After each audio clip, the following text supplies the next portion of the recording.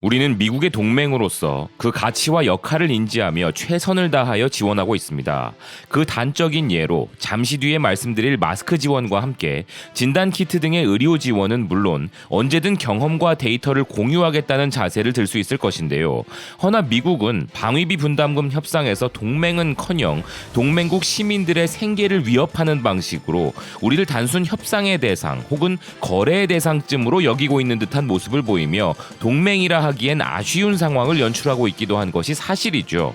이런 미 트럼프 행정부는 현재 백악관이 직접적으로 위협받는 상황에 처해 있으며 경제적 타격을 완화하기 위한 사회 복귀가 시급한 상황인데요.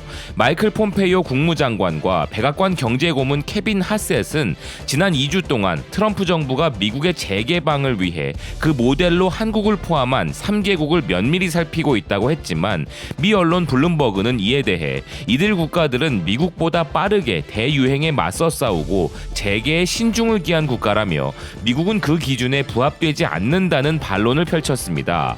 즉 한국처럼 위기 대응에 뛰어난 성공 사례와 현재의 미국을 직접 비교하는 것은 이치에 맞지 않는다는 것인데요. 이런 위기에 처한 미국에게 우리 정부는 위기 대응의 공조 차원으로 마스크 200만 장을 지원하였습니다.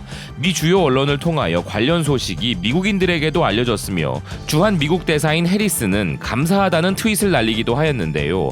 허나 감사하다는 해리스 대사와 일반적인 미국 시민들의 감정은 전혀 다른 것 같습니다. 미국인들 중에서는 한국은 언제나 품격 있고 좋은 나라, 좋은 사람들이다 라며 한국의 마스크에 대한 감사를 표하는 사람도 있는 반면 일부에서는 미국 정부가 이를 악용할 것이라는 비아냥을 하며 분노하는 뜻밖의 반응도 있었는데요.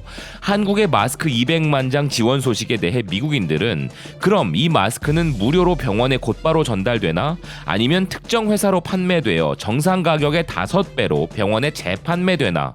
트럼프가 미국 모든 사람들에게 필요한 마스크 등의 의료 장비가 충분하다고 말하지 않았나? 근데 왜 한국은 우리에게 마스크를 보내는가? 제3세계 국가에 인도주의적 지원을 해준 한국에 감사한다 등의 비아냥과 함께 FEMA나 FBI가 마스크를 몰수하여 우리에게 한국이 지원해준 마스크는 어차피 돌아오지 않을 것이라는 주장을 하는 것으로 보아 현 트럼프 행정부에 대한 불신이 팽배함을 느낄 수 있었습니다.